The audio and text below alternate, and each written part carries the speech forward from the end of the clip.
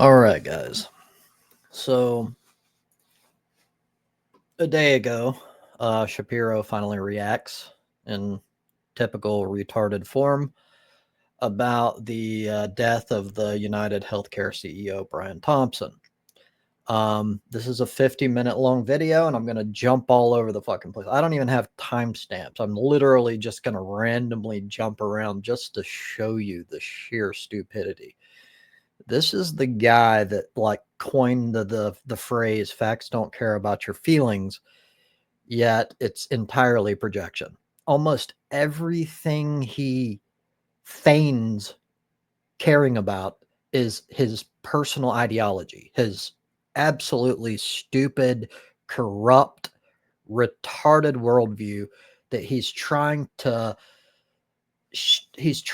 put into this like view that it's all about objectivity when none of it is. None of it. In fact, he lies all the fucking time, constantly. Like you'll see it yourself. It's obvious. So let's get into this. I have it at 1.25 playback speed, which may be a little hard to follow because Shapiro talks really quickly, but we'll see how it goes.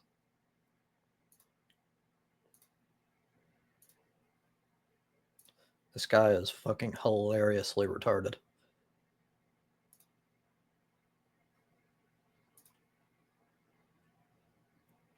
Where are we going to begin here? Well, folks, we have updates in the search for the murderer of the United Healthcare CEO, Brian Thompson, who's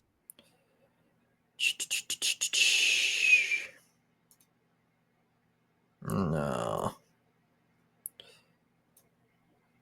Right, who ought to, she said, be shut out of media and particularly social media. Well, now she is full-scale rallying in favor of the murderer. So she tweeted yesterday on Blue Sky, which is a weird left-wing echo chamber form of Twitter. There was a post put out by Blue Cross Blue Shield all about whether it was going to pay for anesthesia under its healthcare coverage. And she then tweeted out, quote, "And people wonder why we want these executives dead." So openly cheering the death of Brian Thompson. That wasn't her only post. Somebody put out a statement saying, quote, "Legislation idea. Healthcare executives and their families must be on the cheapest plan that a company offers, and they aren't allowed to seek other care." And she wrote in all capital letters, "Endorse." Then she put out a post that showed a graphic of a happy star, like a star with a happy face and balloons, and the caption "CEO down." And she wrote, "Woke up to see this spammed in my group chats." And she said, "I am not alone," that other people were doing the same thing. Then she reposted a post from left-wing agitator Ken Klippenstein saying, "Today we remember the legacy of United Healthcare CEO Brian Thompson." And what exactly was that legacy? The claim denial rates by insurance companies. And of course, it's not just Taylor Lorenz. Socialist Nathan Robinson, a complete useless leech on the ass of society, posted himself, quote, "Live your life in such a way that people will be sad when you die." That was above a screen cap of a New York Times headline that said, "Torrent of hate for health insurance industry follows CEO's killing." That piece from the New York Times is all about people who apparently were perfectly fine with the murder of Brian Thompson on the streets of New York City. So what he's doing here is he's doing his best to push this narrative that it's the left that is like all excited and cheering about the death of Brian Thompson. And it's absolutely his feelings. It's stupid. It's fucking retarded. Ben, facts do not give a fuck about your feelings, my dude. So the facts are, this is a nonpartisan issue. Everyone, like, this shows that you are a corporate hack and that you have absolutely no fucking clue about what people actually think. Republicans, Democrats, undecided, a vast majority of the American people are celebrating that this man died. This is not about the left. Your whole attempt to fucking frame things in this way is absolutely hilarious. Because that's how health insurance actually works. Some things are covered and some things are not. And you may not like the application of the coverage and it may be bad. That is not an excuse for murder. But for the left, if you hate the system, you are morally justified in murdering anyone who acts within the system. That means that if, like one Bernie Sanders follower did, you believe that private healthcare kills Americans, you can go around murdering Congress people. I know we buried that one. The media pretended it never happened. Steve Scalise is still limping today because he was nearly shot to death by a Bernie Sanders fan who believed that being part of the quote-unquote system that didn't nationalize healthcare meant you were a murderer. This stuff means that... So now he's trying his best to fucking pull out some mental gymnastics to act as if the system is the problem. It's not insurance companies; they're just doing their job. He's mounting, as I covered before, the Nuremberg defense. He's trying to make it as if the entire issue with this is how the government is constantly controlling these companies. And by the way, it's the other way around. It's lack of control that has caused this shit to happen.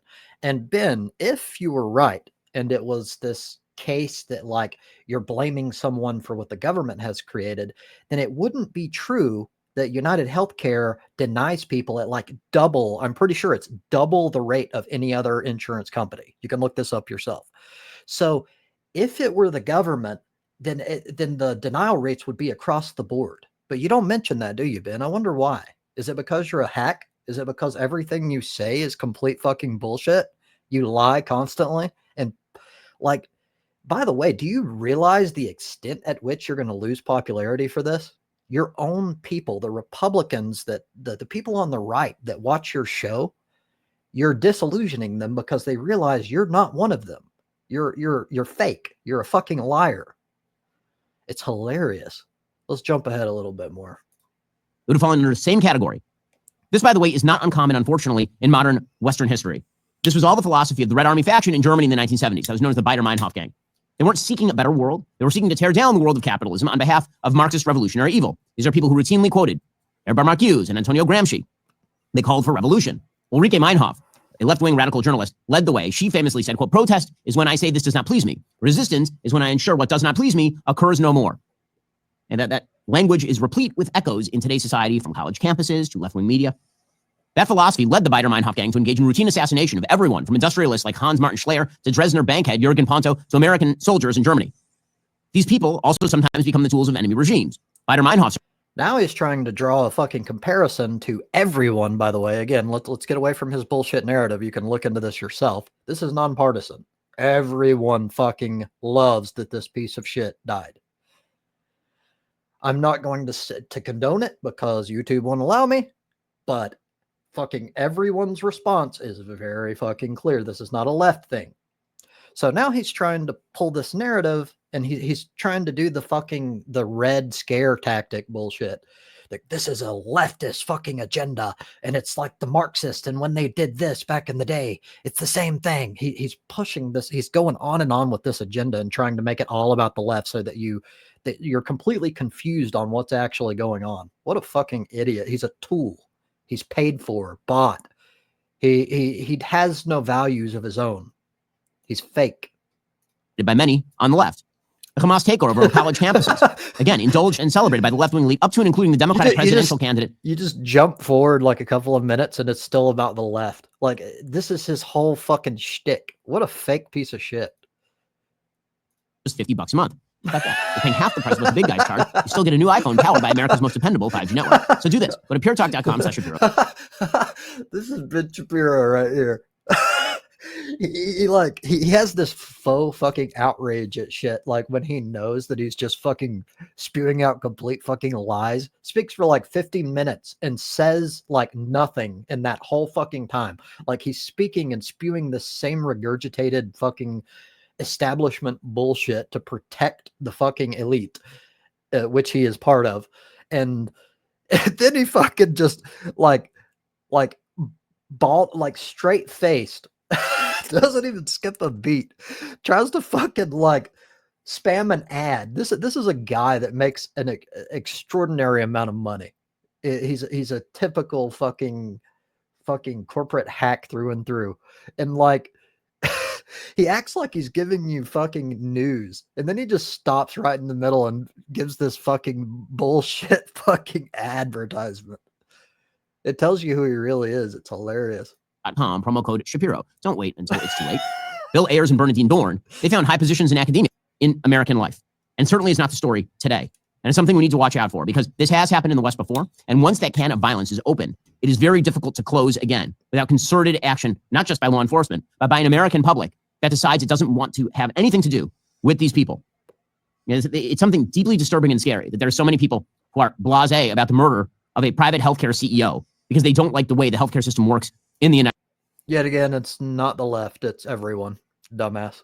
Let's keep going. Sift through his crap. America into a new war. Now he's using Fox News.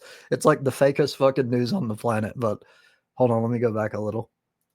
Let's see what this Fox News is saying. To blowing it on your job. Here's Lara Trump yesterday. We remember how he was the first term in office. He didn't start World War III. He was actually the first president in 82 years not to start a new war, not to get America into a new war. And much in the same way, I think people are going to see very quickly that this is a man who really just wants to go in there and take charge of this country as the American people mandated. You know, secure our border, bring down inflation, get us out of wars, and do the right things for America. He has no intention on retribution or revenge. Yeah, again, he has things to do, and I think that is the point. And you're starting to see corporate CEOs, people who were not friendly to Donald Trump, realize this. So Jeff Bezos, the head of Amazon, and also tangentially the Washington Post, because who cares about the Washington Post? Bezos says that he thinks that Donald Trump is calmer and more settled now, that he actually has an agenda.